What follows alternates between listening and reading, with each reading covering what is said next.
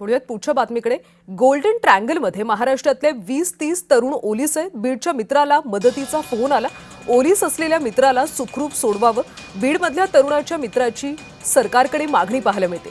Myanmar, Thailand, Laos सीमेवरचा हा भाग आहे. ओलीस ठेवलेल्यांकडून ऑनलाईन सायबर फसवणुकीची कामं करून घेतली जातात. महाराष्ट्रातले 20 ते 30 तरुण अडकल्याचा संशय आहे. बीड जिल्ह्यातल्या एका तरुणाला म्यानमार, थायलंड, लाओस सीमेवरच्या कुख्यात गोल्डन ट्रँगल परिसरात ओलीस ठेवण्यात आल्याची धक्कादायक माहिती समोर आली.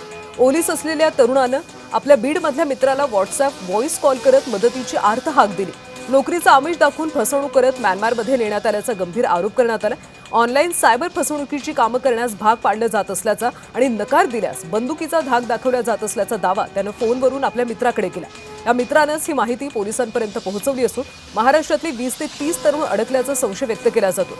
आता त्यांच्या सुटकेसाठी शासनानं तातडीनं पावलं उचलावीत अशी मागणी होती.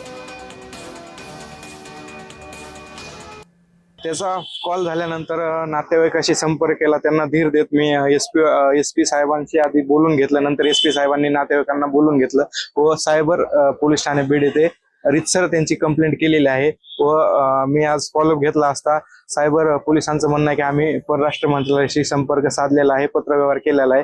काय ते आपल्या वरिष्ठांना विचारून लवकरच पुढे केसची प्रगती करत राहू. पाहूयात पुढची महत्त्वाची बातमी. मतदार याद्यांची विशेष फेर तपासणी आजपासून केली जाणार आहे. निवडणूक कर्मचारी घरोघरी अर्जांचं वाटप करणार आहेत. महाराष्ट्रासह 16 राज्य केंद्रशासित प्रदेशात सुद्धा फेर तपासणी होईल. महाराष्ट्र, आंध्र प्रदेश, अरुणाचल प्रदेश, हरियाणा, सिक्कीम, त्रिपुरा, पंजाब, ओडिशा, मिझोराम, कर्नाटक, मणिपूर, मेघालय, नागालँड, तेलंगणा, उत्तराखंड, दिल्ली, चंदीगड आणि दादरा नगर हवेली, दीव, दमण या राज्यात आजपासून फेर तपासणीला सुरुवात होणार आहे.